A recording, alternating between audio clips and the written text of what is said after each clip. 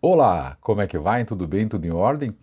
No vídeo de hoje eu vou trazer uma reflexão ainda sobre a suposta guerra, mas é invasão, da Rússia na Ucrânia e uma reflexão que talvez sirva para você montar aí o seu quebra-cabeças e quem sabe até escrever sobre este quebra-cabeças numa eventual dissertação em concurso, Enem, não é? Então isso é importante. Além disso, serve como reflexão do assunto do momento. Tá bom? Vamos lá? Ó, não esquece, é muito importante para a nossa comunidade, que já é uma pequena cidade do interior aqui no YouTube. Compartilhe, comente, nos propague nas suas redes sociais e também inscreva-se no meu canal, no nosso canal. Aqui embaixo na descrição do vídeo, tem aqui em algum lugar, tem os botões de inscrever-se. Tem uma fotografia minha aqui, pendurada no vídeo, você pode se inscrever aí, é de graça e você recebe as informações sempre que eu for postando por aqui, tá bom? Faça isso lá. Olha só, eu sou Daniel Pereira Coach. Eu trabalho com preparação de alunos para a OAB, para o Enem e para concurso público e para a vida de um modo geral. Eu ensino metodologia de aprendizagem, isto é, como é que a gente faz para aprender melhor com qualidade e no longo prazo. Aqui embaixo, na descrição do vídeo, você tem todo o meu portfólio, isto é, todo o meu trabalho. Eu tenho aqui embaixo como trabalhos de metodologia, livros e vídeos, cursos em vídeos muito interessantes. Dê uma olhada aqui embaixo na descrição do vídeo. Vamos lá então? Olha só, direto ao ponto, sem enrolação, sem edição do vídeo também, sem absolutamente nada. Você sabe, está rolando aí o que algumas pessoas chamam de guerra, ou que outras pessoas chamam de invasão, né? Então, eu gosto mais da palavra invasão porque me parece que é o que está acontecendo. Da Rússia na Ucrânia. O Putin resolveu, por uma série de motivos, né, invadir a Ucrânia. Professor, mas e aí, o que acontece? Você viu, provavelmente pelo título do vídeo, eu pus uma outra observação, né, que essa guerra é a guerra que nós não vemos, a guerra que você não vê. Porque a guerra que a gente vê é essa que a gente liga aí a TV, vê no YouTube, né, vê na internet, nos jornais e vê a guerra acontecendo, os tanques invadindo Kiev, os bombardeios. Isso é a parte visível da guerra. Eu quero trazer aqui a parte que você não vê. Eu vou dizer a parte invisível da guerra. Legal? E vou trazer aqui destacando notícias e nós vamos comentando para você ficar atento e não ser ludibriado pela imprensa afora. Então, Brasil versus Ucrânia. Opa, perdão, o Brasil não entrou na guerra, pelo menos ainda. Rússia versus Ucrânia. Quais as sanções podem ser impostas contra o governo de Putin? Ó, o que acontece? Essa guerra que a gente não vê é a guerra no bolso de gente russa.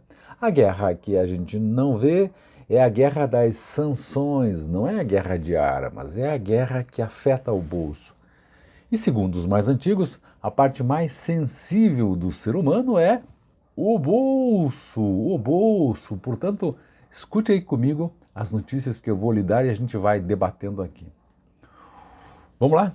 Ó, potências ocidentais, então leia-se também OTAN, Organização do Tratado do Atlântico Norte, que é uma organização militar que usa soldados, usa os militares das potências militares do Ocidente.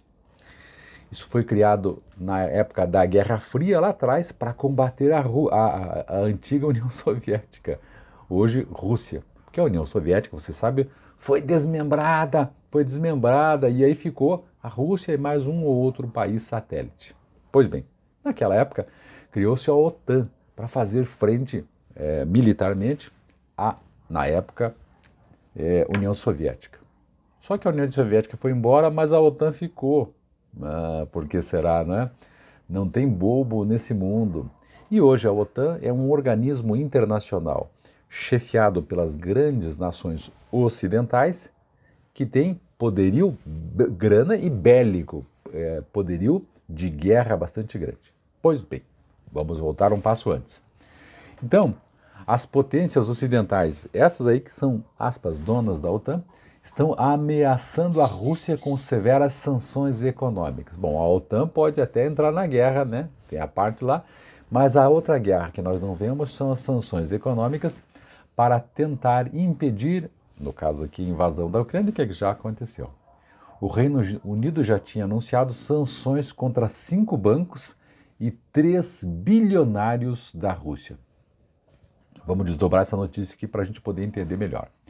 O Senado dos Estados Unidos está montando uma lista, eu estou vendo isso aqui na bbc.com, que é um jornal online, de bastante credibilidade. Olha, o Senado dos Estados Unidos está montando uma lista de medidas que chama de a mãe de todas as sanções, percebeu? E o presidente americano, Joe Biden, diz que seu colega russo, Vladimir Putin, nunca viu sanções como as que prometi que seriam impostas. Olha a guerra que você não vê aí. Biden assinou uma ordem executiva que proíbe novos investimentos, comércio e financiamento por americanos nas regiões separatistas. Então, não deixou que os americanos coloquem dinheiro nas regiões lá da Rússia, regiões separatistas. No entanto, diplomatas ocidentais estão se recusando a ser explícitos sobre penalidades específicas para manter a Rússia na dívida. Quer dizer, eles tentam acobertar para não dizer tudo o que vão fazer para que a Rússia seja surpreendida. É a guerra, gente. É a guerra que a gente não vê. Na guerra, a gente surpreende o inimigo. E olha o que está acontecendo aqui. No dia 21/2, agora, Putin ordenou o envio de tropas a 2 regiões controladas por rebeldes no leste da Ucrânia, Luhansk e Donetsk, após Moscou reconhecê-las como estados independentes. A Rússia disse que as tropas seriam para a manutenção da paz nas regiões separatistas que apoia desde 2014. Os Estados Unidos disseram que chamá-las de pacificadoras era absurdo e acusaram Moscou de criar um pretexto para a guerra. As sanções, vamos ao que interessa aqui. Sanções britânicas. O premier britânico Boris Johnson anunciou sanções contra 5 bancos russos e 3 bilionários. O primeiro-ministro disse que as ações da Rússia equivalem a uma nova invasão do país, após a anexação ilegal da Crimeia e Sevastopol em 2014. Johnson disse aos parlamentares que o Reino Unido agora deve se preparar para uma crise prolongada e que a primeira leva de sanções será estendida se a situação piorar. Os bancos russos que são alvos de sanções britânicas são Rossiya, Yes Bank, General Bank, Promisai Bank e Black Sea Bank. 5 bancos. O objetivo das sanções é atingir a economia, bolso, grana e o governo russos. Fontes dizem que um dos bancos lida com 70, um desses bancos aí, o Promisvaidas Bank, só ele sozinho lida com 70% dos contratos estatais do Ministério de Defesa russa. Veja por onde vai a guerra, gente. Então, a guerra que a gente não vê visa trabalhar dinheiro, trabalhar, no caso aqui, sanções contra 5 bancos. Um dos bancos controla, tem o controle de contratos estatais do Ministério de Defesa, que é o Ministério da Guerra, mais ou menos assim. Então, 5 bancos e 3 indivíduos, os milionários lá. Os 3 indivíduos, o Gennady, o Boris e o Igor, todos ligados de alguma forma a Putin. Boris Rotenberg, um deles, é amigo de infância do presidente russo. Esses 3 também terão ativos bloqueados. Só para você ter uma ideia, o tal do Boris Rotenberg possui uma fortuna de 1,2 bilhão e o seu sobrinho, o Igor Rotenberg, tem uma fortuna de 1,1 bilhão. Timchenko é o sexto homem mais rico da Rússia, que é o outro sujeito lá, o Gennady Timchenko, que terão as fortunas reavaliadas. Johnson disse que os três indivíduos russos sancionados teriam seus ativos no Reino Unido congelados e seriam impedidos de viajar para o Reino Unido. Então veja, aqui a guerra que a gente não vê é a guerra econômica, de congelar ativos. O que é isso, professor, congelar ativos? Se esses russos têm ações, que valem dinheiro, no mercado lá da Inglaterra, do Reino Unido, por exemplo, essas ações ficam congeladas. É como se o governo falasse que, por enquanto, isso aqui é nosso, do governo, até que vocês se decidam aí. Não é? Vamos tomar emprestado aqui, né? É uma espécie de confisco, mais ou menos, entre aspas, assim, até que a guerra se estabeleça ou, coisa pior, né, que venham até a perder mesmo, de fato, esse dinheiro. Bom, isso na Inglaterra. Agora, a Alemanha. O chanceler alemão Olaf Scholz disse que vai interromper a certificação do gasoduto Nord Stream 2 entre Rússia e Alemanha, que foi concluído em setembro do ano passado, mas ainda não está operando. Tem um gasoduto que vai Rússia e Alemanha e precisa de uma certificação para começar a operar. O chanceler alemão, que é uma espécie de primeiro-ministro, então, lá, né? Que é o cara que governa mesmo, que faz a parte administrativa, disse, vamos aguardar para ver. Sem essa certificação, a Nord Stream 2 não poderá começar a operar. Então, mexe com a economia da Rússia. O vice-chanceler e ministro da Economia, o Robert Habeck, disse que o fornecimento de gás da Alemanha não será comprometido sem essa Nord Stream 2. No entanto, ele previu que os preços do gás aumentariam ainda mais no curto prazo. A Comissão Europeia também disse que o fornecimento de energia da Europa não seria afetado pela mudança porque o gasoduto ainda nem estava operando, embora esteja concluído. Isto é, então é um dinheiro a menos que entra para a Rússia porque não se vai comprar gás da Rússia. Esse é um passo moral, diz o ministro das Relações Exteriores da Ucrânia, politicamente e praticamente correto nas circunstâncias atuais. Muito bem, então aqui lá. Agora, vamos descer um pouco mais a notícia, vai ficar um pouquinho longo, mas acho que é interessante para você refletir aí. Restrições financeiras. Uma medida considerada séria, aliás, uma outra medida, mais ou menos, seria excluir a Rússia do sistema conhecido como SWIFT. E já se pensa nisso, que é um serviço global de mensagens financeiras. É usado por milhares de instituições financeiras em mais de 200 países. Uma espécie de WhatsApp, de transferência de grana das grandes potências e de mensagens financeiras, mais ou menos assim para a gente poder entender. Esse serviço é usado pelas grandes instituições financeiras do mundo todo, o tal do SWIFT, e é usado, a gente já falou, em mais de 200 países. Isso efetivamente tornaria muito difícil para os bancos russos fazer negócios com o exterior. Ó, mais uma fechada. Essa sanção foi usada, só para você ter uma ideia, contra o Irã em 2012 e o país perdeu receitas de petróleo significativas e uma grande parte do comércio exterior. Porque daí você isola o comércio, sem esse sistema aqui chamado SWIFT, você isola o comércio. Quer dizer, as empresas da Rússia não podem negociar, passar dinheiro, fazer negócios com o exterior, usando esse sistema que todas as empresas, ou pelo menos grande parte, 200 países, né, que as instituições financeiras usam. E delas ficam, as instituições da Rússia, isoladas. Essa sanção, como eu disse, foi usada lá atrás no Irã e deu um resultado interessante. No entanto, essa sanção também tem um custo econômico para os países que têm vínculos com instituições financeiras russas. Né? Então, tudo tem dois lados. Mas essa do SWIFT, nesta semana, já se pensava mais seriamente nisso. Os Estados Unidos também poderiam proibir a Rússia de transações financeiras envolvendo dólares americanos, porque, claro, você sabe, o dólar é muito forte no mercado internacional. E muitos países, a Rússia também, negociam com dólar, porque é uma moeda forte. Os Estados Unidos, então, poderiam proibir a Rússia de transações financeiras envolvendo dólares americanos. Na essência, gente, qualquer empresa ocidental que permitisse que uma instituição russa negociasse em dólares enfrentaria penalidades. Também tem esse outro impacto lá. A dívida soberana.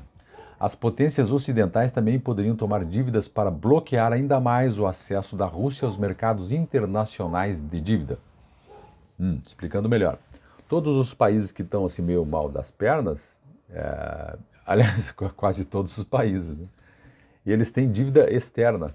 Isto é, eles vão nos mercados, como uma grande empresa, buscar dinheiro para fomentar o desenvolvimento do seu país. E aí buscam dinheiro fora, porque, claro, não buscam dinheiro dentro, porque dentro não tem. Então, as potências ocidentais estão pensando em bloquear o acesso da Rússia aos mercados internacionais de dívida, que eles chamam. A capacidade das instituições e bancos ocidentais de comprar títulos russos já está restrita. Essas restrições podem ser reforçadas. Professor, como é que é feito isso? A Rússia emite títulos, papel, na verdade papel, dizendo, olha, eu quero tomar dinheiro emprestado hoje, pago, sei lá, daqui 10 anos com um juro muito bom, muito bom, muito bom, muito bom. Aí quem tem grana no mercado internacional falou, opa, eu vou emprestar para a Rússia, daqui 10 anos o meu dinheiro dobra, né? Então é a guerra de buscar onde é que o dinheiro pode dar mais frutos, mais filhotinhos. Esse é o mercado da dívida que a gente chama. O Brasil tem, que é o Tesouro Direto, que é direcionado aqui para o mercado interno, e tem um outro para o mercado externo. Então a Rússia também tem. No caso aqui, nós estamos falando do mercado externo, que as potências ocidentais estão pensando em tesourar para bloquear os acessos da Rússia aos mercados internacionais da dívida. Muito bem, o que mais? Bancos na mira. Os Estados Unidos poderiam também colocar na chamada lista negra alguns bancos russos e tornar quase impossível para qualquer pessoa do mundo realizar transações com eles. Então, de novo, dinheiro, você vai mexer no bolso dessa gente.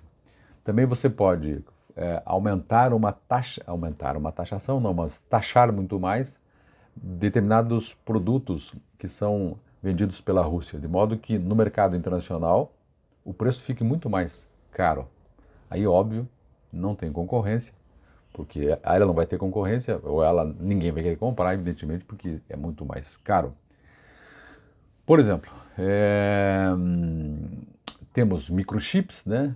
Carro, celular, máquinas, uma ou outra coisa que a gente poderia trabalhar melhor. O Ocidente poderia restringir a exportação de commodities chaves para a Rússia. Isso que eu queria explicar melhor, que tem a ver com exportação. Então, os Estados Unidos poderiam, por exemplo, impedir que empresas vendessem quaisquer produtos que contenham tecnologia, software ou equipamento americano. Isso aqui é o inverso, não vindo da Rússia, mas indo para a Rússia. E aí também pensa-se em sanções diretamente a indivíduos, como Londres aí está fazendo contra 3 bilionários russos. Não apenas a pessoas envolvidas ou associadas do Putin, mas também com o próprio presidente Putin. Por exemplo, a elite russa pode pressionar o Putin se eles não conseguirem ou não puderem acessar sua riqueza em países estrangeiros e educar seus filhos em escolas e universidades ocidentais. Percebe a guerra que a gente não vê? E assim por diante. Então, essas sanções, claro, têm que ser melhor avaliadas, porque ela vai respingar no Ocidente também, né? Porque a Rússia é um país bastante importante no mundo. Mas, óbvio, esta é a guerra que nós não vemos e a guerra que provavelmente dá muito mais resultado do que a guerra física, empunhando uma arma, empunhando um míssil, né, levando um míssil e tudo mais. Então essa é a guerra que nós não vemos, volto a dizer, e que talvez dê muito mais resultado porque mexe no bolso das pessoas. E mexer no bolso, o bolso é a parte mais sensível do organismo, entre aspas, humano. Tá bom? Trouxe essa notícia porque acho muito redundante ficar falando de guerra. As pessoas ficam desesperadas, às vezes até, não percebem que há uma leitura por trás dessa guerra, que é a guerra que a gente não vê e que talvez seja a guerra realmente que vá fundo e que vá custar muita coisa para o governo russo e para as pessoas de lá, para os russos e para as empresas russas, para os bancos russos, como nós vimos aí. Ufa, foi demorado 20 minutos aí, mas pelo menos eu dei o plá, expliquei bem a notícia e acho que consegui passar a ideia da guerra que nós não vemos e que também está sendo travada. Valeu, gente, espero que isso tenha ajudado você a refletir melhor sobre o tema. Inscreva-se no meu canal, deixe um comentário para ver quero ver o que você achou sobre isso tudo. E muito obrigado, um grande abraço, até mais. Tchau, tchau, gente.